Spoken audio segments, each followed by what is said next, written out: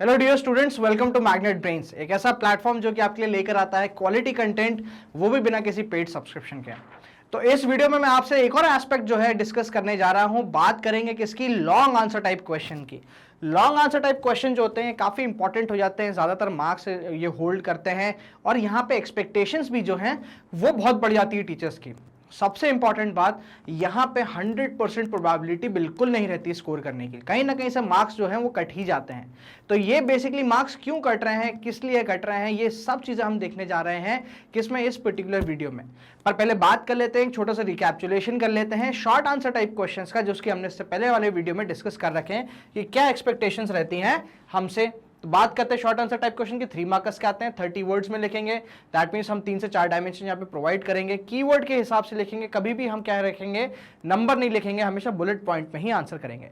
थोड़ा बहुत ये एस्पेक्ट जो है ये हम कहाँ इंप्लीमेंट करने वाले हैं, हमारे लॉन्ग आंसर टाइप क्वेश्चन में भी इंप्लीमेंट करेंगे। बात करते हैं किसकी? लॉन्ग आंसर टाइप क्वेश्चन की। सबसे पहले फॉर इंस्टेंस ये हो गया आपका क्या, पेज बना लेते हैं मार्जिन। चलिए समझते हैं लॉन्ग आंसर टाइप क्वेश्चन को। ये आएगा 5 मार्क्स का, ठीक है। वर्ड लिमिट हमको कितनी रखनी है 5 मार्क्स में? 100 वर्ड्स। 100 वर्ड्स का मतलब होता है स्टूडेंट्स पूरा का पूरा एक पेज। जी हाँ, घबराइएगा मत, बिल्कुल भी टेंशन लेने की जरूरत नहीं है। ये एक पेज कैसे भरना है, किस तरीके से फॉर्मेट करके लिखना है आंसर को, ये सब मैं यहाँ पे बताने वाला हूँ। तो बिल्कुल भी कोई भी घबराने की बात नहीं है, कहीं से ऐसा बिल्कुल मत सोचिएगा कि एक पेज 100 वर्ड्स कैसे लिखेंगे। दूसरी सबसे इंपॉर्टेंट चीज, कभी भी आप 10 वर्ड्स, 20 वर्ड्स, 30 या 100 वर्ड से आंसर लिख रहे हैं तो कभी भी गिनिएगा मत, लाइन के हिसाब से रखिएगा। जितने भी लाइन आप लिख दो उस हिसाब से रहता है। तो 100 वर्ड्स की जब मैं बात करता हूं तो ये कंप्राइज करता है पूरा का पूरा आपका एक पेज। तो एक पेज में हमको क्या करना है, इस आंसर को फिनिश करना है। ये है मिनिमम। ज्यादा से ज्यादा आप क्या ले सकते हो, 120 वर्ड्स ले सकते हो, बट इससे ऊपर बिल्कुल भी मत बढ़िएगा, that because that is a waste of labour. जी हाँ, वेस्ट ऑफ लेबर होता है। 100 वर्ड्स में हमको क्या करना पड़ेगा, पूरा का पूरा जो वीडियो जो आपका पूरा आंसर है उसको कंप्राइज करके रखना पड़ेगा। जब क्या होता है, हम पेज के एंड पे पहुंचने वाले होते हैं तो हमको भी ये अंदाजा हो जाएगा कि भाई साहब हाँ, अब हमको आंसर को फिनिश करना है, अब हमको आंसर को ज्यादा एक्सपैंड नहीं करना है। इसलिए शॉर्ट कंटेंट, क्रिस्प कंटेंट रखने के लिए हमको इस पैटर्न को फॉलो करना बहुत जरूरी पड़ जाता है। बात करते हैं इस पैटर्न के बारे में। तो यहाँ पे कुछ कंपोनेंट्स हमको देखने को मिलते हैं इसके आपके पूरे क्वेश्चन के। सबसे पहला कंपोनेंट जो है ये हमको देखने को मिलता है क्या, आपका इंट्रोडक्शन।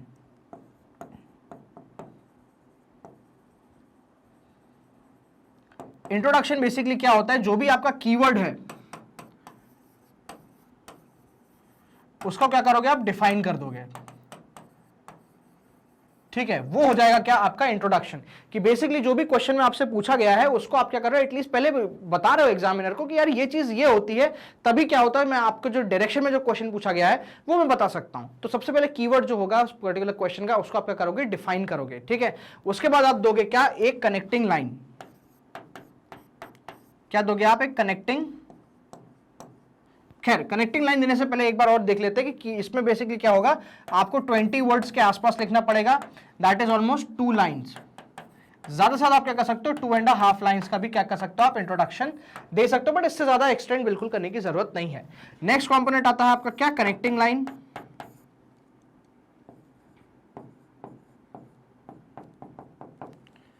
कनेक्टिंग लाइन क्या होती है, कल बेटा ये वो चीज है जो basically direction of the question है। क्या है ये, direction of the question.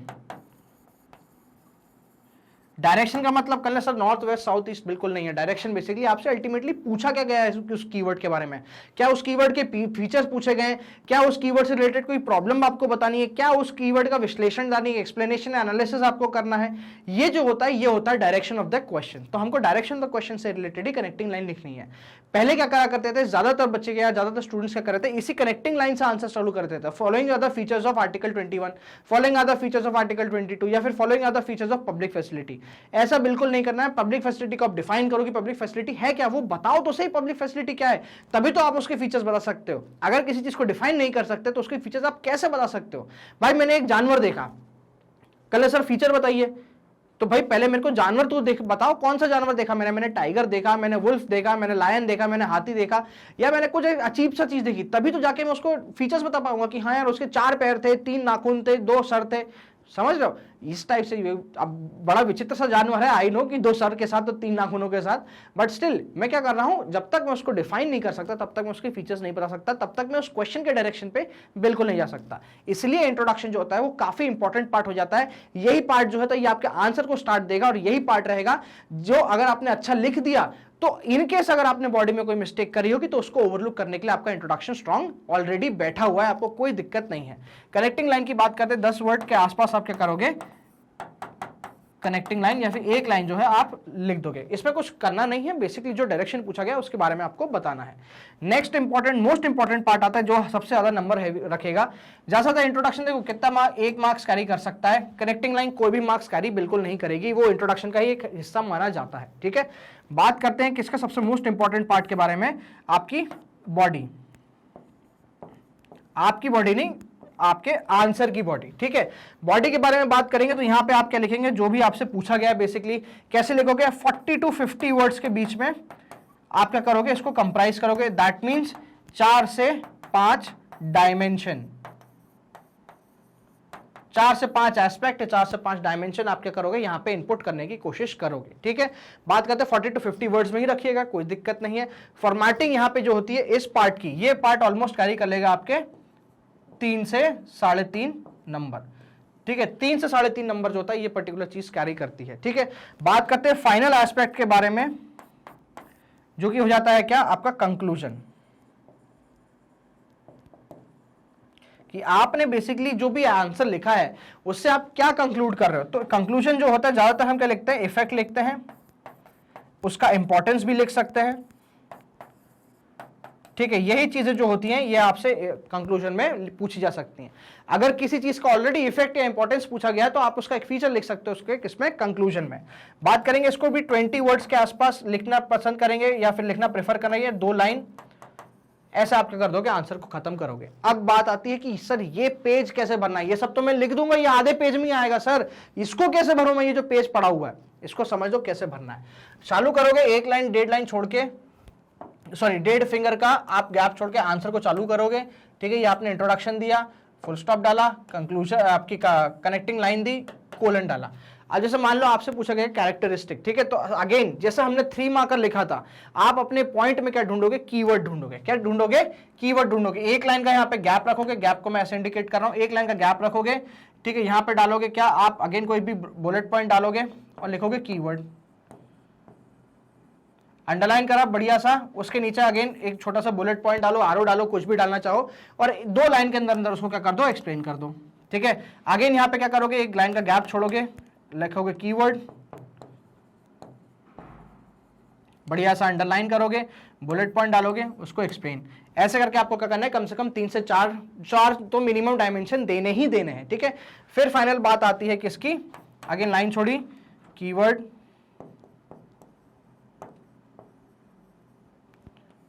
Bullet और आपका आंसर। ठीक है, अगेन कीवर्ड, अंडरलाइन, बुलेट और आंसर। ठीक है, ऐसे आप अटेम्प्ट कर दोगे कि ये क्या है, स्पेस बीच में छोड़ रखिए, ऐसे अटेम्प्ट करोगे आप आपका आंसर। एंड में अगेन 1 लाइन छोड़ के, इसके यहाँ पे अगेन 1 लाइन छोड़ के क्या करोगे आप, कंक्लूजन 2 लाइनों में या 3 लाइनों में कंक्लूजन आप लिख दोगे। ऐसे अटेम्प्ट करना है, ऐसे भरना है हमको क्या, एक पेज को। तो लाइन जरूर छोड़ गया, ध्यान रखिएगा। वर्ड की मैं बात करूं तो 1 लाइन में आपके कितने आने चाहिए, 6 से 7 वर्ड्स के बीच में आने चाहिए। कितने, 6 से 7 वर्ड्स के बीच में आने चाहिए।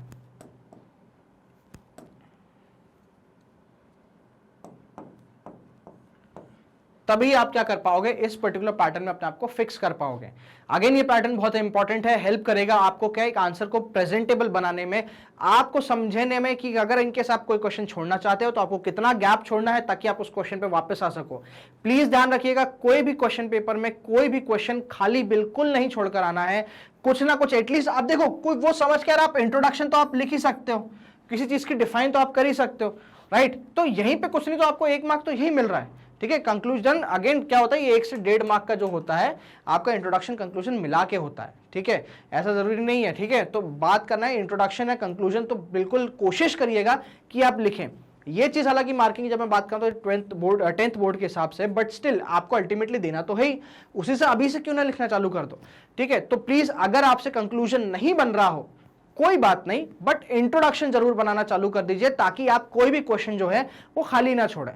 ठीक है, अब बात करते हैं सर कीवर्ड की। ठीक है, मेरे पास बहुत सारी क्वेरीज आई कि कल सर ये जो कीवर्ड है ना, ये हमको समझ में नहीं आ रहा कि हम कैसे निकालें। अगेन बेटा डिफाइन करूंगा कीवर्ड को, तो अगेन वो कॉम्बिनेशन ऑफ वर्ड्स रहेगा या वो वर्ड रहेगा जो कि आपके पॉइंट का मतलब बना रहा है, जो कि आपके पॉइंट का सेंस बना रहा है। वो वर्ड हटा दो, उस पॉइंट का कोई मतलब ही नहीं होगा। बट स्टिल अगर आपको आइडेंटिफाई करने में मुश्किल हो रही है तो कोई बात नहीं, मल्टीपल तरीके हैं किसी एक आंसर को प्रेजेंट करने का, जरूरी नहीं है कि हम एक ही टाइप में प्रेजेंट करें। ठीक है, बस वो तरीका कैसा होना चाहिए, फॉर्मल होना चाहिए, बिल्कुल भी इनफॉर्मल तरीका नहीं होना चाहिए। ठीक है, फॉर इंस्टेंस ये हो गया आपके पेज,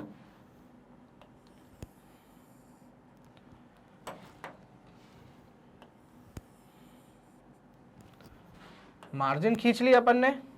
ठीक है, अब देखो आपने कहा कि कलर सर कीवर्ड समझ में नहीं आ रहा, अगेन पैटर्न वही रहेगा, इंट्रोडक्शन लिखेंगे, कीवर्ड आपका वो डाला, कनेक्टिंग लाइन डाली। अब देखो, अब यहां पे आप क्या कर सकते हो, फ्लो चार्ट पे भी अपने 4 आंसर प्रेजेंट कर सकते हो। आप यहां से लिखना चालू करो, छोटा छोटा, ज्यादा ब्रेथ मत लो ताकि आपकी लेंथ बढ़ जाए। जरूरी नहीं है एक पर्टिकुलर आंसर में पॉइंट में बराबर क्या रहे, वर्ड लिमिट रहे, किसी में ज्यादा किसी में कम हो सकती है, कोई दिक्कत नहीं। अल्टीमेटली यहां से कंक्लूजन चालू करो और आंसर को एंड करो। इस पैटर्न में भी इसको बोलते हैं फ्लो चार्ट पैटर्न। क्या बोलते हैं, फ्लो चार्ट पैटर्न बोलते हैं। ठीक है, दूसरी चीज क्या करो, आपसे फॉर एग्जांपल कैरेक्टरिस्टिक पूछे गए हैं, आप डालो कैरेक्टर्स डालो, यहां पे बढ़िया सा बादल बनाओ। ठीक है, फ्री हैंड ड्राइंग के हिसाब से ही आप यहां पे बॉक्सेस बनाएंगे और इसमें अपना कंटेंट लिख देंगे।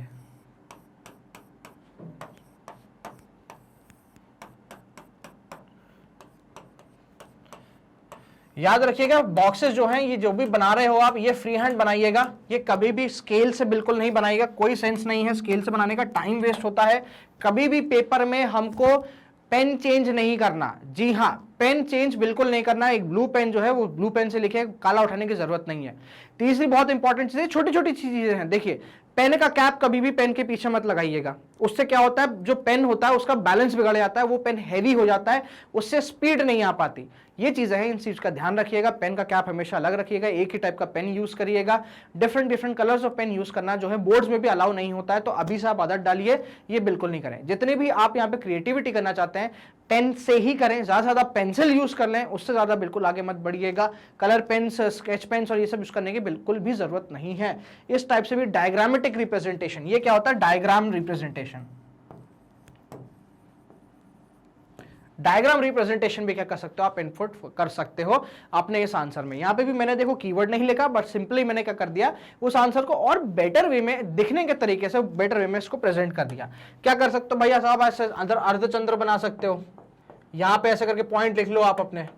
ठीक है, तो कोई भी क्रिएटिविटी जो है आप यूज कर सकते हो। जैसे कि मेरे पास 4 पॉइंट है तो मैंने बीच में स्क्वायर बना दिया, यहां लिख दिया फीचर। ठीक है, 1 पॉइंट 2 3 4 ऐसे दे दिया। मेरे पास 5 पॉइंट है, मैंने पेंटागन बना दिया, यहाँ पे पॉइंट्स दे दिए अपने। ठीक है, बीच में मैंने लिख दिया क्या पूछा है। मेरे पास सिर्फ 3 पॉइंट है, मैंने ट्रायंगल बना दिया। ठीक है, ट्रायंगल में मैंने एक्सप्लेन कर दिया। ठीक है, मेरे पास इंटरकनेक्टेड पॉइंट्स हैं तो बीच में ट्रायंगल बना के यहाँ पे ऐसे ऐसे एरो बना दिए मैंने, तो इंटरकनेक्टेड पॉइंट्स हो गया। ठीक है, मेरे पास 5 या 6 7 पॉइंट है जैसे फॉर एग्जाम्पल, तो मैं क्या कर सकता हूँ, सर्कल बना सकता हूँ। सर्कल में कितने ही पॉइंट निकाल दूं मैं, है ना, सर्कल में तो कितने पॉइंट निकल जाएंगे, कोई दिक्कत नहीं है। तो ये सब चीजें जो हैं ये आप यूज कर सकते हो। ज्योमेट्री का जो है भरपूर इस्तेमाल यहाँ पे करना, पर ध्यान देना कोई भी टाइप की फालतू की क्रिएटिविटी या इनफॉर्मल क्रिएटिविटी मत करना भाई। जैसे कि इनफॉर्मल क्रिएटिविटी क्या हो गई, मैंने ऐसे बना दिया, मेरे को 4 पॉइंट लिखने हैं तो मैंने ऐसे पेड़ बना दिया, यहाँ पे एक ऐसा बड़ा सा वो गुच्छा बना दिया और यहां मैं आंसर लिख रहा हूं। नहीं, ये बिल्कुल नहीं होना चाहिए। ये जो चीज है ये इसको कहते हैं कि इनफॉर्मल डायग्रामेटिक रिप्रेजेंटेशन, ये नहीं होना चाहिए। ज्योमेट्रिकल फिगर्स का आप यूज कर सकते हो, कोई दिक्कत नहीं है, बट इतना ज्यादा आर्टिस्टिक हमको बिल्कुल भी नहीं होना। चलो कुछ एग्जांपल्स देख लेते हैं। यहां पे मैं आपको सिर्फ कंटेंट लेकर आया हूं, फॉर्मेटिंग आपको करना बहुत जरूरी है। जब तक आप खुद ट्राई नहीं करोगे, जब तक आप इस फॉर्मेट को अडॉप्ट नहीं करोगे, 5 से 6 क्वेश्चंस आप उस फॉर्मेट में अगर नहीं लिख लेते तब तक आप इसको एम्बेड नहीं कर पाओगे। हमेशा याद रखिएगा एग्जाम जब हम लिखने बैठते हैं तो हमारा दिमाग नहीं चलना चाहिए, हमारा हाथ चलना चाहिए। हमारे पास इतनी बढ़िया प्रैक्टिस होनी चाहिए कि दिमाग को काम करने की जरूरत ही ना पड़े, ऑटोमेटिकली हाथ वो क्वेश्चन देख के हमारा चल जाए। ठीक है, चलिए कुछ क्वेश्चन जो है उसको प्रैक्टिस कर लेते हैं, देख लेते हैं क्या कंटेंट होगा। Should private companies be allowed to take over the task of water supply? ये बहुत ही अच्छा क्वेश्चन है, बहुत ही एनालिटिकल क्वेश्चन आपके सामने प्रेजेंट करा गया है, बहुत ही बेसिक तरीके से आपसे बोला जाए तो आपका विचार यहाँ पे पूछा गया है। ठीक है, चलिए हमेशा नेगेटिव रहेगा, प्राइवेटाइजेशन को हम कभी फॉरवर्ड नहीं करेंगे। If the private companies are given responsibility to providing public facilities such as water, they will charge more. In such a situation, only some people will be able to afford to buy water. Thus, even though some private companies are providing the facility of water, this facility is not available to all on an affordable rate. If we go by the rule that the people will get as much as they can pay for, ठीक है, many people will be deprived of the opportunity to live and decent life. The government, not private companies, should work towards making available of public facilities for all, guarantee the right to life. ये वाला part आप conclusion में use कर सकते हो, बीच के उसमें से पॉइंट तोड़ के क्या कर सकते हो, आप क्या कर सकते हो, बेसिक आप शुरुआत से यहां से लेके आप ऑलमोस्ट यहां तक क्या कर सकते हो, अपना बॉडी के कंटेंट को पॉइंट तोड़ सकते हो। ठीक है, यहां पे आपका क्या हो गया, आपका पब्लिक फैसिलिटीज। ठीक है, पब्लिक फैसिलिटी, ये क्या होगा, आपका कीवर्ड हो गया। इसको आप क्या करोगे, इंट्रोडक्शन में डिफाइन कर दोगे, फिर आप अपना चालू कर सकते हो पूरा सीधा answer. What is the situation of water supply in different localities of Chennai? Is water available to all? यहां पे हमको डिफरेंट लोकेलिटीज जो चेन्नई की जो शुरुआत में दी गई थी उनके बारे में बताना है। ठीक है, the situation of water supply in Chennai is not very good, all citizen do not have equal access to water. सबसे पहले अन्ना नगर के बारे में बात करेंगे, where senior government official live is lush green well maintained lawn due to generous paying of water. The bungalows have tap water for major part of the day in case the water supply is inadequate. Resident can get water tankers arranged easily for themselves. Mylapore की बात करें, suffer from water shortage. This area gets municipal water once in 2 days. ठीक है, resident meet their water needs with the help of private borewells. ठीक है, borewell water is however blackish, so resident use it in their toilets and for washing. For other uses water is purchased. ठीक है, from the tankers. For drinking, resident have installed water purifications systems in their homes. Next upon area की बात करते हैं, मडिका pump. House in the city will get water once in 4 days. Water shortage is accepted the way of life in this area. Resident buy bottled water for drinking.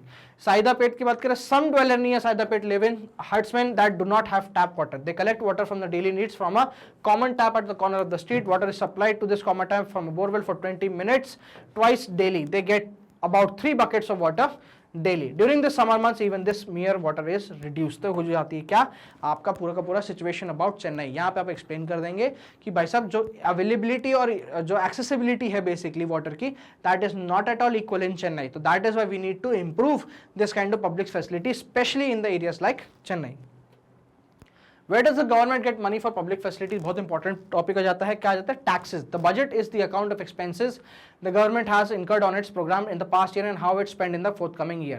The main source of revenue for the government is the collection of taxes from the people. The government is empowered to collect these taxes and use them for such programs. Government is also charged for a price. If, for instance, to supply water, the government has to incur cost in pumping waters, carrying it for a long distance, laying down the pipes for distribution, treating the water from impurities, and finally collecting, treating the wastewater. This price is set in such a way that the most common people can afford certain a minimum amount of water for daily uses. ये हो जाएगा आपका क्या पूरा का पूरा body conclusion. Introduction के लिए आप क्या कर सकते हो, अगेन पब्लिक फैसिलिटी को क्या कर सकते हो, डिफाइन कर सकते हो इन अ वाटर वे। ठीक है, तो ये थे आपके सामने कुछ examples long answer type questions के। याद रखिएगा, एक पेज भरना है, 100 वर्ड्स के आसपास लिखना है, बहुत अच्छे से बहुत अच्छी तरीके से फॉर्मेटिंग करिएगा, फॉर्मल फॉर्मेटिंग रखिएगा। आप जियोमेट्रिक फिगर्स का यूज कर सकते हैं अपने आंसर्स को रिप्रेजेंट करने के लिए, और इसी तरीके के कॉम्प्रिहेंसिव कोर्सेज के लिए आप बने रह सकते हैं मैग्नेट ब्रेन्स पे।